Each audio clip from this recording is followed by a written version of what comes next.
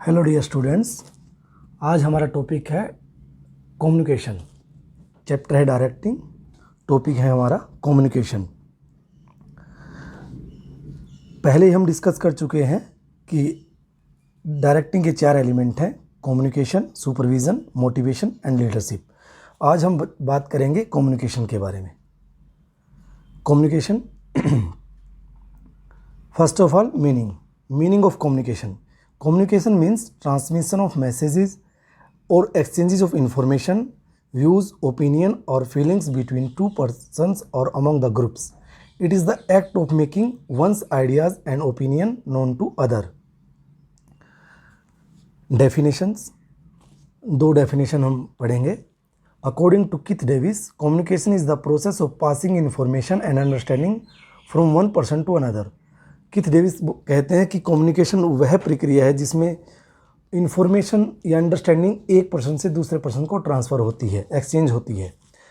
Second definition, according to C.G. Brown, communication has been defined as the transfer of information from one person to another, whether or not it elicits confidence or become an exchange of interchange, but the information transferred must be understandable to the receiver. C.G. Brown कहते हैं कि communication एक दूसरे को exchange करना है, लेकिन but the information transferred must be understandable to the receiver. मतलब सेंडर जो बता रहा है, जो समझा रहा है, वो रिसीवर को अंडरस्टैंडेबल होना चाहिए, समझ में आना चाहिए. Then characteristics of communication. First, communication है two or more person. Communication में 2 या 2 से अधिक लोग होने चाहिए, क्योंकि अकेला व्यक्ति अपने आप से कम्युनिकेशन नहीं कर सकता. Second, exchanges of ideas, mutual understanding, direct और indirect communication, continuous process, use of words as well as symbols. जैसे कोई सिंबल, जैसे थम्स अप देते हैं हम लाइक के लिए, इस टाइप से सिम्बल्स का प्रयोग किया जाता है कम्युनिकेशन में. Then process of communication.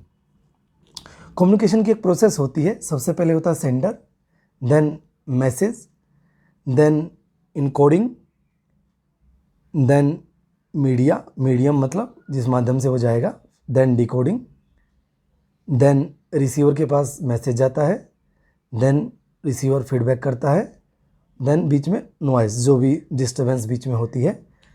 सबसे पहले sender. Sender is the person who conveys the message and the communication process begins immediately when the ideas comes into mind of the sender. Communication process वहीं से चालू हो जाती है जहाँ पर सेंडर के दिमाग में कोई मैसेज कन्वे करने की विचार आता है. सेकंड है message. The content of ideas or message or suggestions which sender wants to share with the receiver is called message.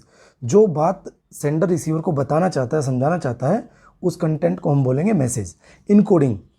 Receiver must read the mind of sender, so receiver convert the ideas into a language or other communication symbol such as picture, gestures, etc. This is known as encoding. जैसे कोई हिंदी का message है, हम English में भेजें, English का message Hindi में भेजें, या कोई सिंबलिक भाषा में उसको भेजें, उसको बोलते हैं encoding. Media. It is the way और means through which encoding message has to be transferred to the receiver. The common ways of transmission are phone, letter, internet, message, WhatsApp, etc. Decoding. Decoding refers to the converting the encoded message into language and understanding the message. फिर हो सकता है हम English में message भेजें और सामने वाले को इंग्लिश ना आती हो, तो वो उसको इनको डिकोडिंग करवाएगा, उसको हिंदी में ट्रांसलेट करवाएगा, देन उसको समझेगा. फिर है receiver. Receiver is the person who receive the communication और understand the message. Then feedback. After understanding the message, the receiver sends his response on that idea or message to sender. When the response reaches the sender, then only communication process ends. Noise. Then noise. Noise is any element which result in disturbance, distinction or interruption in the flow of information. The noise can be loud sound made by any vehicle, disturbance in the telephone line, disconnection of line, losing of letter, documents on the way, poor connectivity, etc. कुछ भी हो सकती है. तो इस तरह हमारी ये कम्युनिकेशन प्रोसेस पूरी होती है. Thank you.